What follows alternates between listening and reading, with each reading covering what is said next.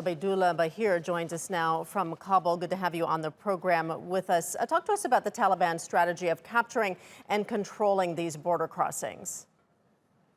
It appears like the Taliban have been attempting to choke out the current Afghan regime by blocking out border crossings and cutting off revenue.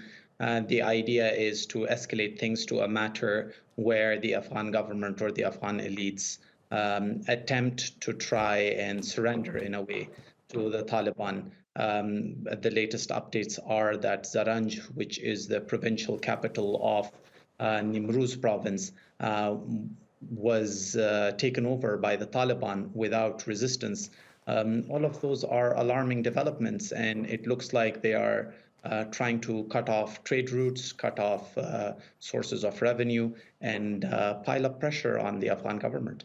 Yeah, and we are just getting confirmation that the southern Afghan provincial capital of Nimruz province has fallen to the Taliban. That is a really Nimruz province, excuse me. That is a pretty significant development there.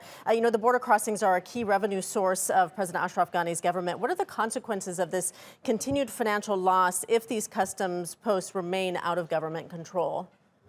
There are some ground realities that have to be kept in mind. The idea that the Afghan government does not sustain its military operations purely based on domestic incomes. It is mostly funded by foreign aid. The idea is that even for the Taliban, if they generate that kind of revenue, I think they have crossed that threshold where some of this money is going to make a huge difference. And there's an asymmetry of costs for the war as well. It costs a lot of money for the government to engage and partake in this war, but it doesn't cost as much when the insurgency does it. Most of these provinces or the districts that fell to the Taliban were done so with little strategic planning, little resources put in.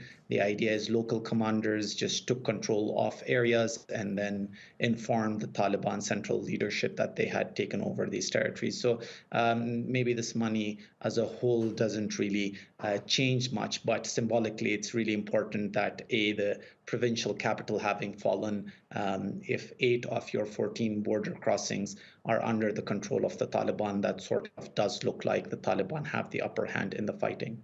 It certainly does seem that way, but the Afghan Defense Ministry spokesperson says the government will retake the customs posts. I mean, how will they manage to defeat the Taliban, which has claimed so much strategic territory so quickly, and especially with the U.S.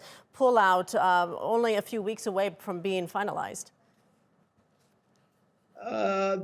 With the absence of a clearly spelled out strategy, a military strategy from the Afghan government side, my best guess would be that the Afghan government sort of had planned to give up territory to the Taliban to sort of negate their advantage of mobility as an insurgency. So when you give them territory, they are bound to want to defend those territories. It's primal instinct to not give up land that you have captured, and then the Afghan government hits them back. The problem here is that when they're heading into cities, urban warfare is not as simple as you taking back districts, because there's a lot of casualties, there are a lot of civilians. But also worth noting is that just 2 hours ago, the Taliban assassinated the head of the government's media information center, Minapal, who was a journalist.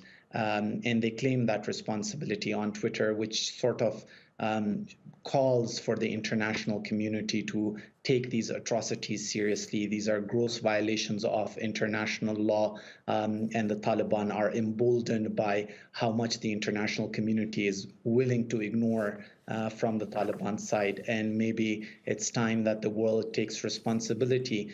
Maybe the UN Security Council session today can say something constructive about Afghanistan for a change. All right, Obaidullah Baheer joining us from Kabul. Obaidullah, thank you.